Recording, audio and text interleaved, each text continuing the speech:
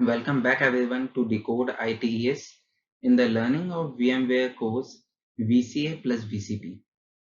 In this course, I will teach you about all the concepts of virtualization and also how VMware virtualization works along with the vCenter, or you can say the vSphere.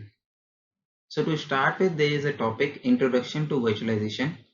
In this topic, you will gonna learn what is virtualization, how does it work, and also the benefits of virtualization. Let's continue. Hello everyone, welcome to Decode ITES. This is a single learning platform for multiple IT infrastructure technologies.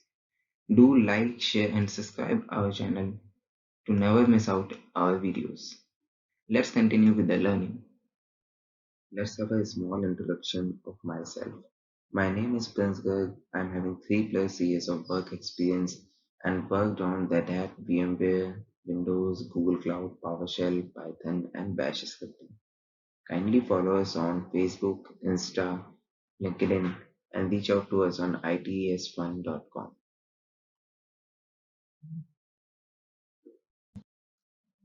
So the first question is, what is virtualization?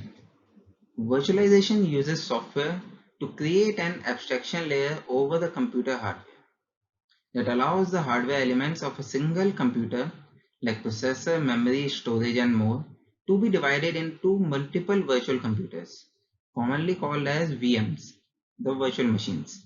Each virtual machine runs its own operating system and behaves like an independent computer, even though it is running on just a portion of the actual underlying computer hardware. It follows that virtualization enables more efficient utilization of physical computer hardware and allows a greater return of an organization's hardware investment. Today, virtualization is a standard practice in enterprise IT architecture. It is also the technology that drives cloud computing economics. And virtualization enables cloud providers to serve users with their existing physical computer hardware. It also enables cloud users to purchase only the computing resources they need when they need it, and to scale those resources cost effectively as their workload grows. When I say they can purchase only the computing resources they need when they need it, is just like when they're running their application with 2 GHz processor and 2 gigs of RAM. But at some point of time, they require 4 gigs of RAM and 2 core processor of same 2 gigs of code. So then it can automatically convert it to the same configuration and the user can be paid by that part. Okay, so like most organizations, we are probably facing new IT challenges as our business evolves and grows. In a dynamic environment, we need to improve agility to keep pace with fast changing business needs. We are demanding more responsive services and with more sophisticated applications.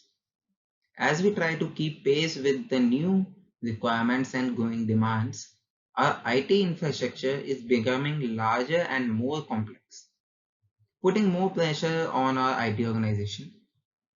Virtualization helps address our most pressing technology challenge. The infrastructure is sprawl that's forcing IT departments to channel 70% of their budget into maintenance and sapping resources for business building innovation. The difficulty stems from the architecture of today's x86 computers, or you can say the 32-bit computers.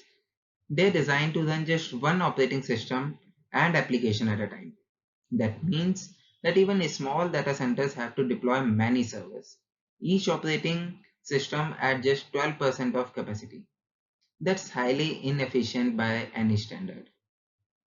This means that if you are having 5 servers and you are consuming 50% resource of each server, so 50% remaining is just useless. Virtualization software solves the problem by enabling multiple operating system and application to run on one physical server, or we can say the host. So what in layman's term virtualization is? It is often the creation of many virtual resources from one physical resource.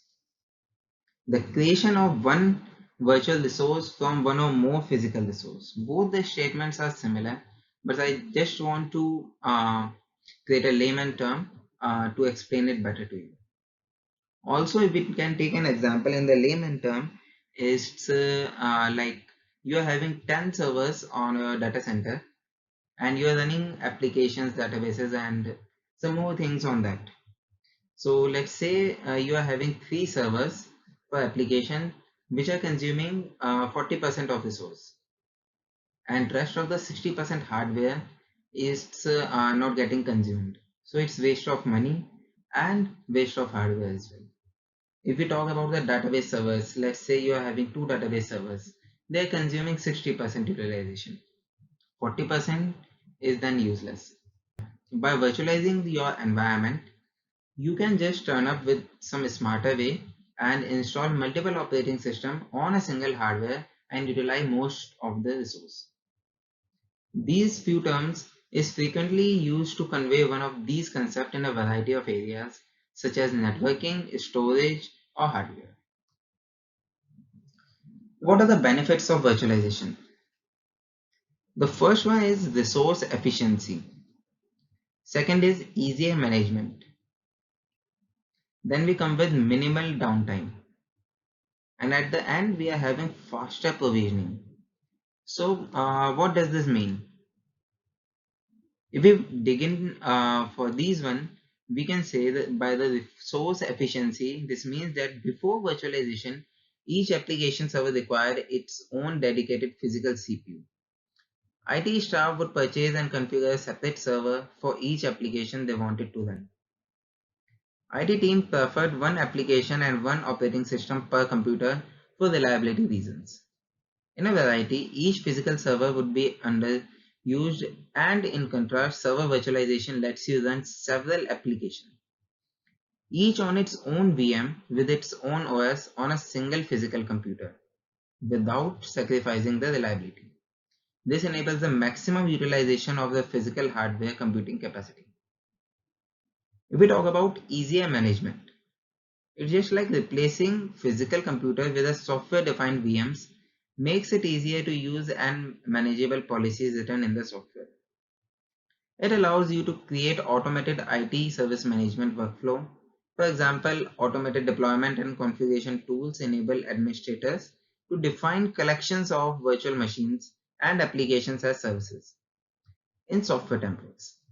This means that they can install those services repeatedly and consistently without cumbersome, time-consuming, and error-prone manual setup. Admins can use virtualization security policies to mandate certain security configurations based on the role of the virtual machine. So, minimal downtime. OS and application crashes can cause downtime and disrupt user productivity. Admins can run multiple redundant virtual machines alongside each other and failover between them. When problem arises, running multiple redundant physical servers is more expensive. And if we talk about the virtualization, you can just take the snapshot, which we will talk in our coming lessons. That what is a snapshot? A snapshot is just like a backup which you can store in a click and also restore the same in a single click. It will not take much time. It depends on the like resource of your virtual machine, how much memory it consumed and how much storage it is having. But yes, it's very easy. Also, if you are running a physical machine and by some way network goes down, someone needs to get this checked manually. But under the VMs, this is not the way. You can connect or disconnect any virtual LAN on the machine. Also, under the virtualization environment, we are not having a single LAN cable only. We are having multiple LAN cables which are connected through the teaming. At the last, we'll talk about faster provisioning. Like buying, installing, and configuring hardware for each application is time consuming. Provided that the hardware is really already in place, provisioning virtual machine to run all your application is significantly faster. You can even automate it using management software and build it into existing workflows.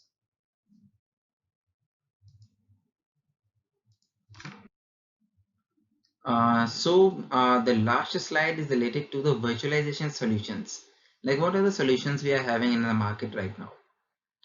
Like several companies offer virtualization solutions covering specific data center tasks or end user focused and the desktop virtualization scenarios. Better known examples include VMware, which specializes in server, desktop, network, and storage virtualization. And VMware is the king of virtualization, I would say, because the features and the support VMware is providing, nobody is providing as of now, as per my experience.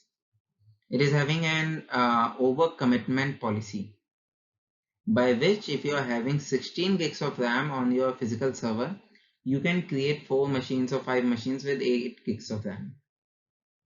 And it can also take up the RAM from another machine if it's not in use, like from the another host. We will discuss all these concepts in our lessons, although I would say you are not able to grasp the same at this point of time. Citrix, which has an application virtualization, but also offers server virtualization and desktop virtualization solutions. Citrix nowadays are providing virtual desktops as well, by which if you are having 100 employees, then you need not to provide them high-end laptops or high-end desktop. You can just provide them a minimal configuration laptop or desktop, and they can take the remote of the virtual desktop and work on them, as it's much cheaper. And Microsoft, whose Hyper-V virtualization solution ships with Windows and focuses on virtual versions of server and desktop computers. Hyper-V is also a good solution, but it is having some limitations, as it needs a OS to be installed first, then Hyper-V work. So that's all for the introduction with virtualization. I hope you get all the points. If you're having any queries or any questions, you can just drop a comment in the comment section or reach out to us on itesfun.com. Thank you. Thanks for watching. Do like, share and comment our videos. Also subscribe to our channel.